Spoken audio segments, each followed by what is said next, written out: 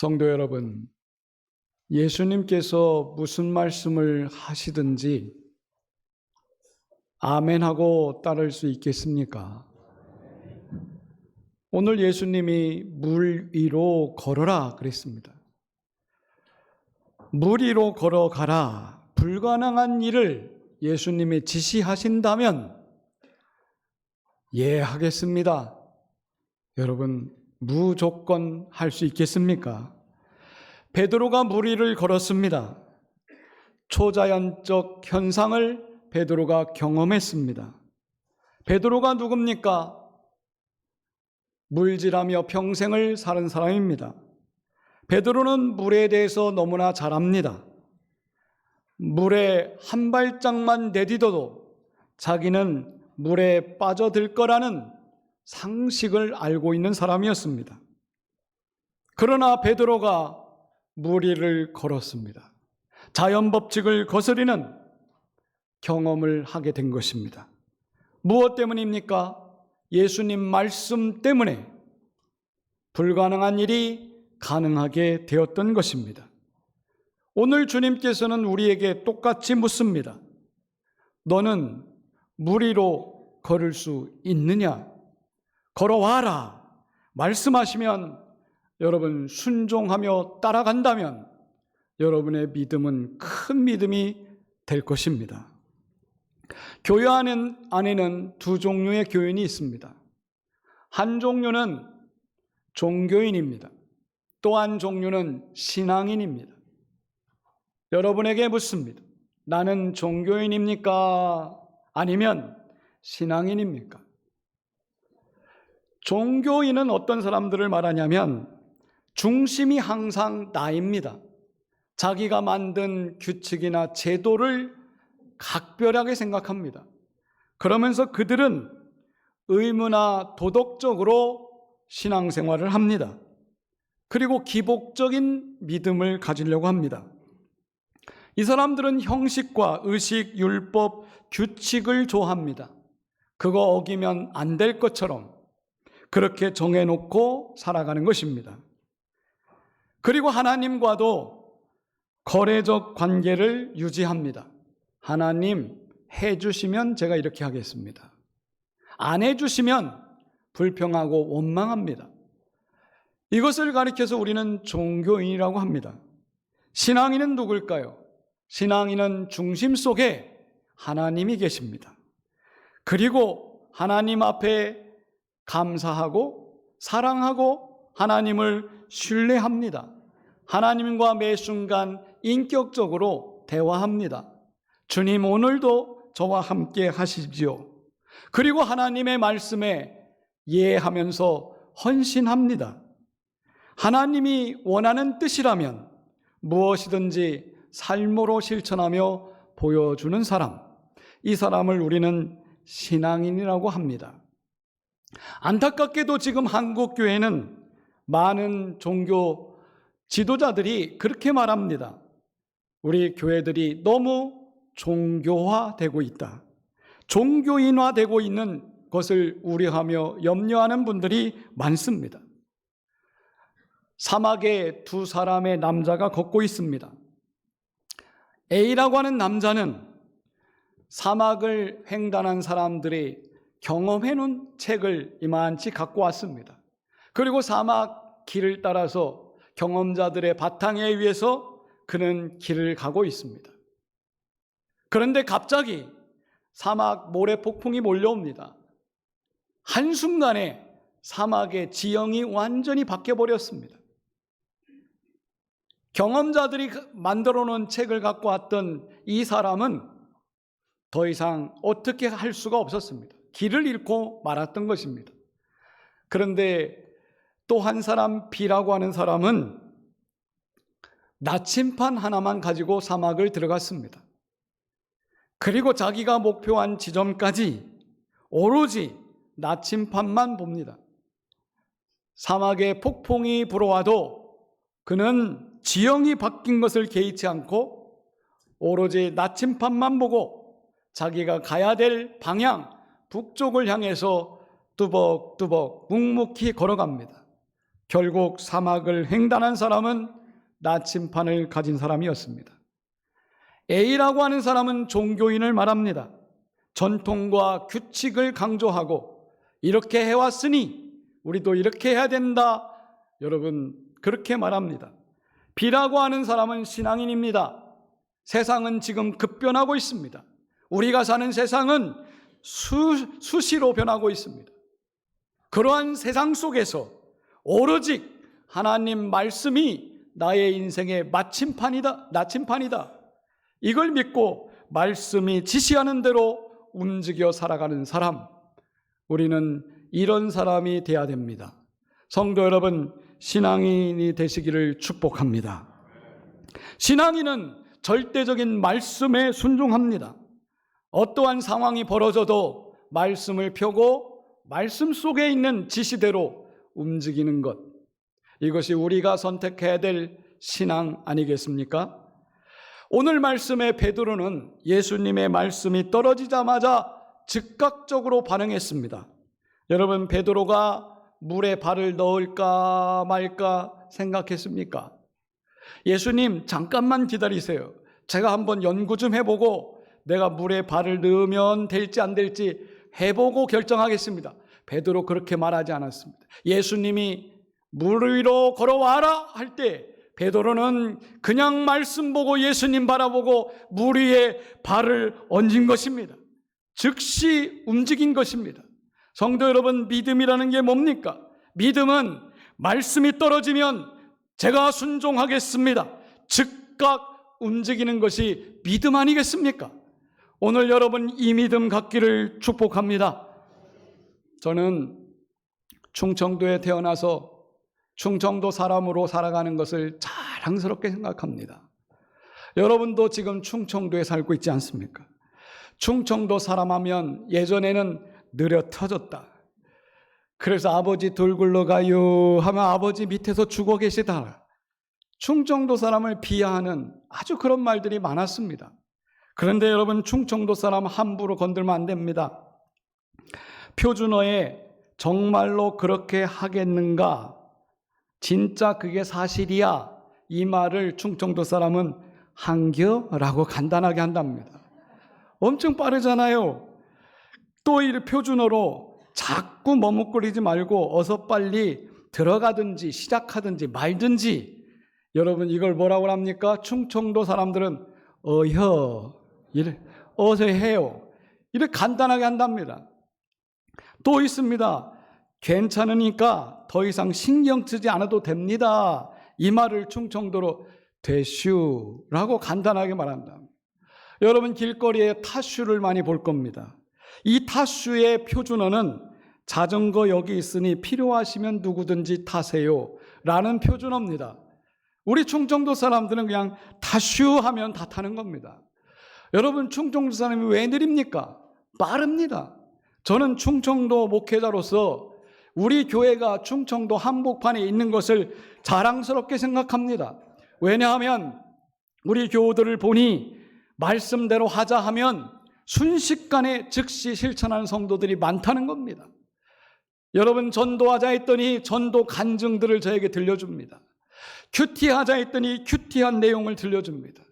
즉시 실천하는 성도들 때문에 우리는 힘을 얻고 말씀이 살아있음을 증명하게 되는 것입니다.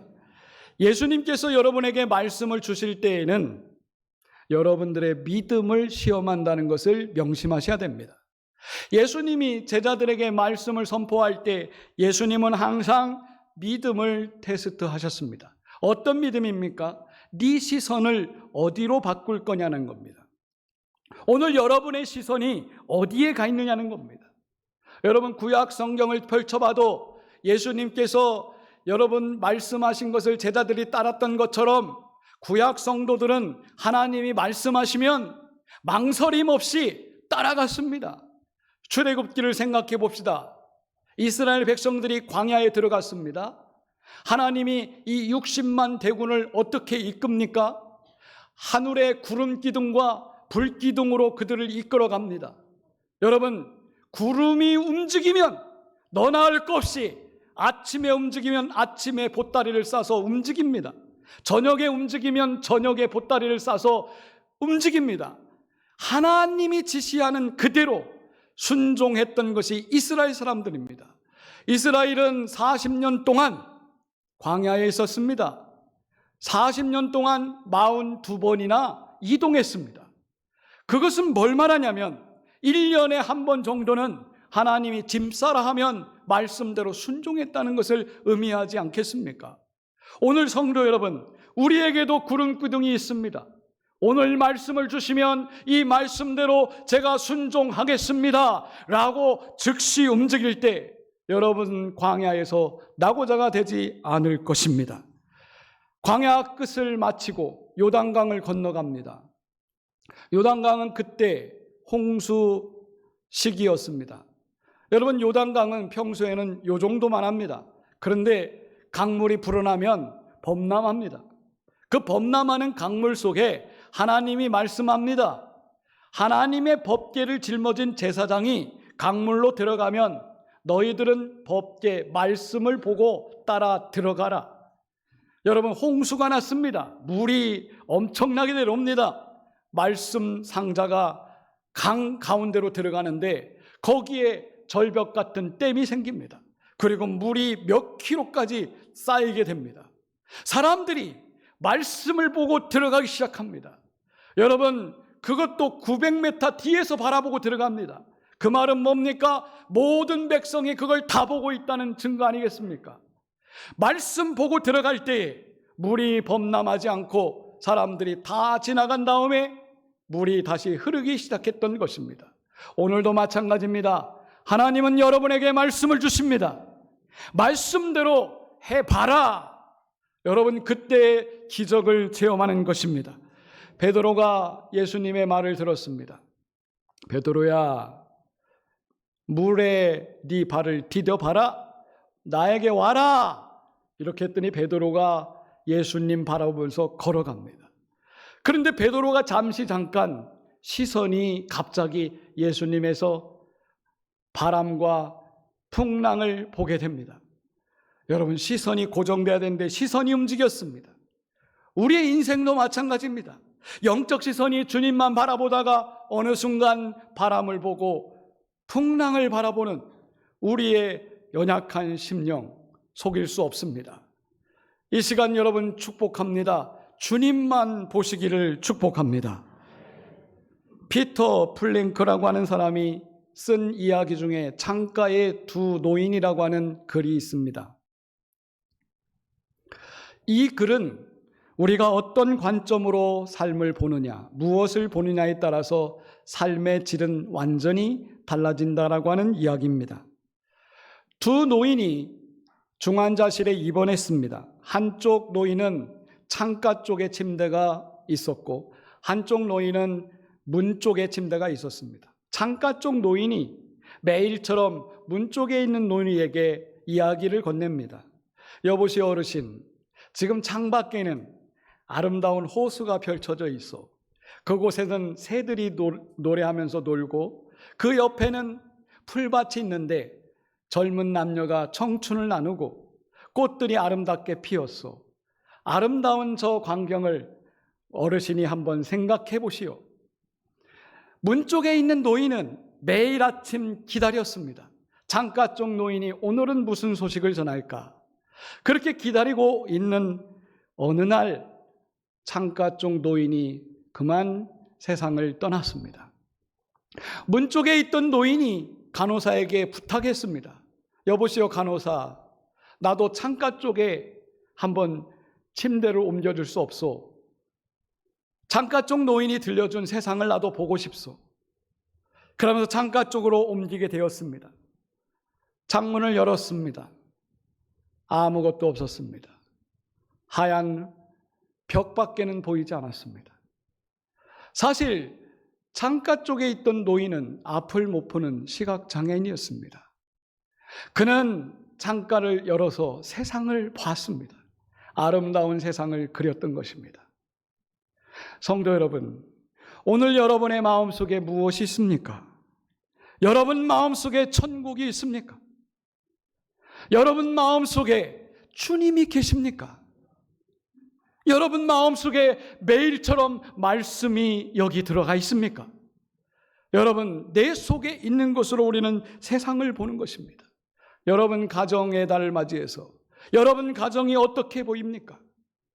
우리 주님, 내 마음속에 오시어 말씀으로 세상을 보게 만드셨습니다. 말씀대로 하면 되는 것입니다. 2009년 미국에서 비행기 사고가 있었습니다. 비행기가 이륙하자마자 새떼들과 충돌해가지고 양쪽 날개 엔진 2개가 갑자기 멈춘 겁니다. 비행기에 타고 있던 사람들은 난리가 났습니다. 뜨자마자 이런 사건이 났는데 관제탑에서는 다시 돌아와라 회항 신호가 왔습니다. 그러나 돌아갈 수 있는 엔진이 없습니다. 기장이 결단합니다. 관제탑, 이제 이 비행기는 공항까지 갈 수 없으니 저 강, 허드슨 강에 착륙하겠소. 사람들은 깜짝 놀랐습니다. 기장이 그때 기내 방송을 합니다. 승객 여러분, 지금 이 비행기는 엔진을 잃었습니다.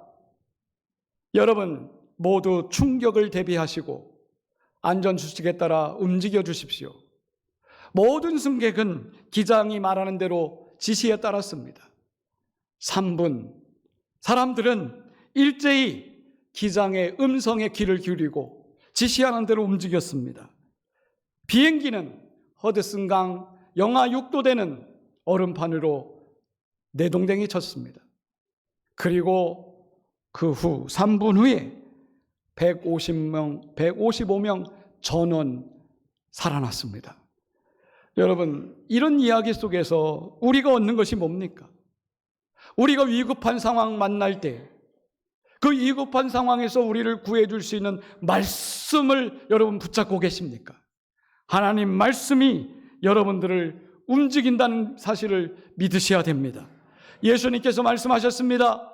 마태복음 11장 28절에 수고하고 무거운 짐진 자들아 다 내게로 오라 내가 너희를 쉬게 하리라. 이 말씀을 믿으신다면 여러분 마음속에 참심을 얻으시기를 바랍니다. 이사야 55장 1절에 보니까 오라 너희 모든 목마른 자들아 물로 나오라 돈 없는 자도 오라 너희는 와서 사 먹되 돈 없이 값 없이 와서 포도주와 젖을 사라.